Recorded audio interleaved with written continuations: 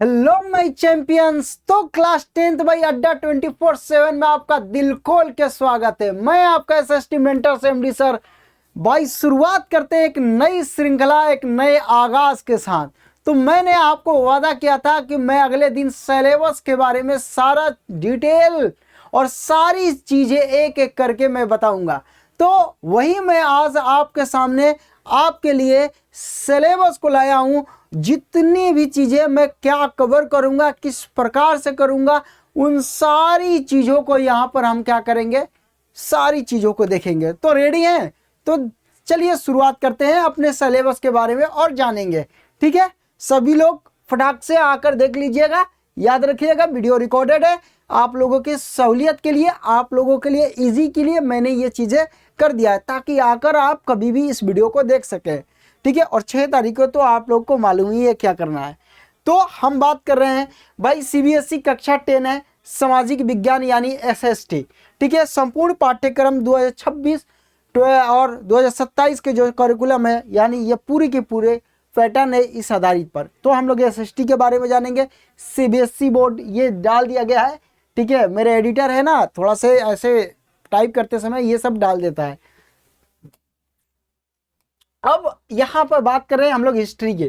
तो सबसे पहला जो हिस्ट्री में चैप्टर है उसके बारे में बात करेंगे। सबसे पहला जो चैप्टर है lesson 1, the rise of nationalism in Europe, यानी ये सबसे पहला आप लोग का चैप्टर है।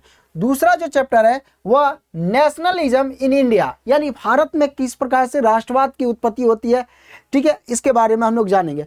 जो थर्ड चैप्टर है वह है द एज ऑफ इंडस्ट्रियलाइजेशन, यानी कैसे औद्योगिकरण का एज शुरू होता है, किस प्रकार से दुनिया में औद्योगिकरण की शुरुआत होती है, पूरी दुनिया में कैसे फैल जाती है, उसका औद्योगिकरण के कारण इंडस्ट्रियलाइजेशन जब होता है उसका क्या क्या इफेक्ट पड़ता है, ये सारे के सारे इस चैप्टर में हम लोग क्या करेंगे, जानेंगे। उसके बाद जो लेसन नंबर 5 है सॉरी, वह है print culture and the modern world. तो दुनिया में किस प्रकार से प्रिंट आया, किस प्रकार से छपाई खाना आया, कैसे पेपर छपने लगे, कैसे बुक्स छपने लगे, ये सब पहले नहीं था। इन चीज़ों को देखेंगे। तो इस प्रकार से ये सारी की सारी चीज़ें हैं। तो इतिहास की जो हिस्ट्री के जो चैप्टर्स हैं भाई इतना ही है, और इतना ही हमें क्या करना है, कवर करना है। अगर हम एक शॉट में एक चैप्टर पूरा फिनिश कर देंगे, कोई ओवर तो नहीं होगा ना, कोई जल्दीबाजी तो नहीं ना होगा। आप लोग कमेंट में जरूर बताइएगा कि नहीं सर हमें कोई बर्डन नहीं है, कोई प्रेशर नहीं है, कोई दबाव नहीं है, हमें जितना घंटा आप पढ़ाएंगे पढ़ सकते हैं। अगर ऐसी कमेंट आ रहा है तो मैं वन शॉट में पूरा का पूरा इस चैप्टर को फिनिश कर दूंगा। अगर ऐसी चीजें आएगी तो याद रखना। ठीक है चलिए, तो ये बातें सारी समझ में आनी चाहिए। ठीक है, अब आगे की बातें देख लेते हैं हम लोग। अब जियोग्राफी है भाई। अब जियोग्राफी को हमने पार्ट 1 बांटा है। इसमें हम लोग क्या करेंगे, नेचुरल जो रिसोर्सेस है एंड द इन्वायरमेंट है उसको बारे में जानेंगे। सबसे पहला जो अध्याय है यानी लेसन नंबर 1 है वह है पहला हमारा रिसोर्सेस एंड, ओहो थोड़ी सी हम देख लेंगे। चलिए देखिए, अगर बात करें तो संसाधन यानी रिसोर्सेस एंड द डेवलपमेंट, ये सबसे पहला हम लोग का चैप्टर है। दूसरा जो चैप्टर है वह है forest and the wild life resources, तो ये दूसरा। और तीसरा जो है वह है हमारा वाटर रिसोर्सेज। तो ये 3 चैप्टर हो गए कितने, पार्ट नंबर 1 में ये 3 चैप्टर। फिर से एक बार देख लीजिए। पहला है रिसोर्सेज एंड द डेवलपमेंट, ये एक चैप्टर 1 शॉट में खत्म। मैं फिर बता रहा हूं, आप जरूर कमेंट करिएगा कि सर बर्डन नहीं होगा, ज्यादा भार नहीं पड़ेगी, आप 1 शॉट करिए, पूरा फिनिश करिए चैप्टर। मैं गारंटी कर रहा हूं कि मैं एक चैप्टर यानी 1 शॉट में पूरा खत्म। अगर आप ऐसे कमेंट कर देते हैं तो, क्योंकि मेरे दिल की तसल्ली मिलेगी कि मेरे स्टूडेंट काफ़ी ज़्यादा लेबरियस है, काफ़ी मेहनती है, तो मैं चीज़ों को समझ पाऊंगा। ये forest and the wild life resource, तो ये सारी चीज़ें आप लोग देख चुके हैं। अच्छा, अब ये पार्ट नंबर 2 है। इसमें हम लोग देखेंगे एग्रीकल्चर। ये हमारा जो पार्ट नंबर 2 है उसमें एग्रीकल्चर ये 4th चैप्टर होगा। फिर हम लोग देखेंगे minerals and the energy resource. जो minerals and the energy resource होगा वो 5 नंबर होगा हम लोग का, चैप्टर नंबर 5। फिर क्या देखेंगे, फिर जो 6 लेसन्स होगा हमारा, वो 6 लेसन्स में होगा मैन्युफैक्चरिंग इन द इंडस्ट्रीज। कैसे सामानें बनती है, किस प्रकार से चीज़ें निकलती है, कि कितने ऐसे मैन्युफैक्चरिंग इंडस्ट्रीज है, तो ठीक है कितने लेवल पे उनके अलग अलग टाइप होते हैं, तो उन चीज़ों को हम लोग वहाँ पे देखेंगे। और जो लेसन 7 है उसमें हम लोग लेसन 7 में देखेंगे life lines of national economics. अब देखेंगे किस प्रकार से राष्ट्रीय अर्थव्यवस्था की कौन सी जीवन रेखाएं हैं, देश की कैसे इकोनॉमिक्स चलती है, कौन सा लाइफ लाइन है। जैसे आप लोग का लाइफ लाइन किसी को बना लेते हैं, उसी प्रकार से इकोनॉमी की लाइफ लाइन क्या है, इन चीज़ों को देखेंगे हम लोग। ठीक है, तो ये सारी चीज़ें आप लोगों को एक एक मैंने चीज़ें बता रहा हूँ कि किस प्रकार से हम लोग कैसे कैसे आगे बढ़ेंगे, क्या क्या मैं पढ़ाने वाला हूँ, क्या क्या आप पढ़ने वाले हैं। तो ये सारी की सारी चीज़ें आप लोगों के सामने परोसी जाएंगी, आपके सामने दिया जाएगा और आप उसके लिए तैयार रहेंगे। ठीक है, आज तो 4 तारीख है ना, 4 अगस्त है, और 4 अगस्त है ना, हाँ 4 अगस्त है, और कल 5 हो जाएगा, 6 से हम लोग का रेडी हो जाएगा। अच्छा चलिए ठीक है। अब ये हमारा पॉलिटिकल साइंस है। अब पॉलिटिकल साइंस में क्या क्या हम लोग देखने वाले हैं उसको भी देख लेते हैं। पॉलिटिकल साइंस में हम देखेंगे सबसे पहले पावर ऑफ शेयरिंग, कैसे पावर को शेयरिंग किया जाता है। घर में भी आपका पावर का शेयरिंग है, ठीक है, उसी प्रकार से हम एक नेशनल लेवल पर पावर शेयरिंग देखेंगे। और जो अध्याय 2 होगा यानी लेसन 2 होगा, उसमें देखेंगे फेडरलिज्म यानी संघवाद, उसके बारे में देखेंगे फेडरलिज्म क्या है। और जो लेसन 3 है उसमें देखेंगे जाति धर्म और लैंगिक मसले, मतलब gender, religion and the caste, इन चीज़ों को देखने वाले हैं हम लोग। तो ये 3 तो आप लोगों को हो गई, ये जिसको हम लोग क्या कहते हैं, लोकतंत्र की नींव कहते हैं इन तीनों को। तो ये पॉलिटिकल साइंस में भाग 1 है। भाग 1 में इन चैप्टर को हम लोग क्या करने वाले, कवर करने वाले हैं। ओके चलिए फिर आगे की बातें कर लेते हैं। ये है आपको पार्ट नंबर 2। इसमें क्या देखेंगे, तो पार्ट नंबर 2 में हम लोग देखने वाले हैं 4th लेसन में, यानी पॉलिटिकल पार्टीज। जैसे लाइक दिस आप लोग देखते हैं कांग्रेस, बीजेपी, ठीक है, भारतीय कम्युनिस्ट पार्टी, ये सारी पार्टीज है, ये सारी की सारी पॉलिटिकल पार्टीज मानी जाती है। फिर लेसन नंबर 5 में हम लोग क्या देखेंगे, आउटकम्स ऑफ डेमोक्रेसी, यानी लोकतंत्र की क्या क्या परिणाम है, उसकी लोकतंत्र से क्या क्या हमें चीजें मिलती है, ये सारी देखेंगे बातें। और लेसन नंबर 6 में देखेंगे चैलेंजेस ऑफ टू डेमोक्रेसी, मतलब कि लोकतंत्र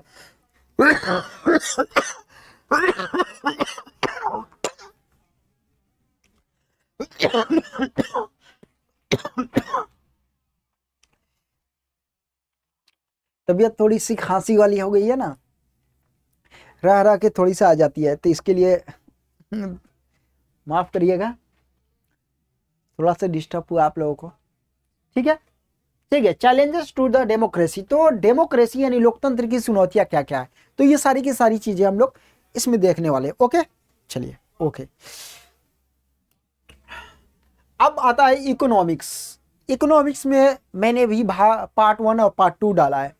तो पार्ट 1 में हम लोग इकोनॉमिक्स में क्या पढ़ेंगे, इसको देख लेते हैं हम लोग। तो इकोनॉमिक्स में अगर देखा जाए तो अध्याय यानी लेसन नंबर 1 सबसे पहले पढ़ेंगे डेवलपमेंट यानी विकास क्या है, ठीक है।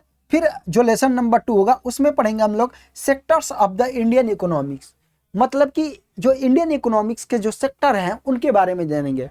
ठीक है, जानते हैं ना, फर्स्ट सेक्टर, सेकेंडरी और थर्ड यानी टर्शियरी कहा जाता है। उसी प्रकार से जो लेसन नंबर 3 है उसमें देखेंगे मनी एंड द क्रेडिट, मुद्रा और साख के बारे में पढ़ेंगे। ठीक है, तो मनी एंड द क्रेडिट इसके बारे में देखेंगे हम लोग। ये पार्ट 1 हुआ, ये पार्ट 2 हो गया।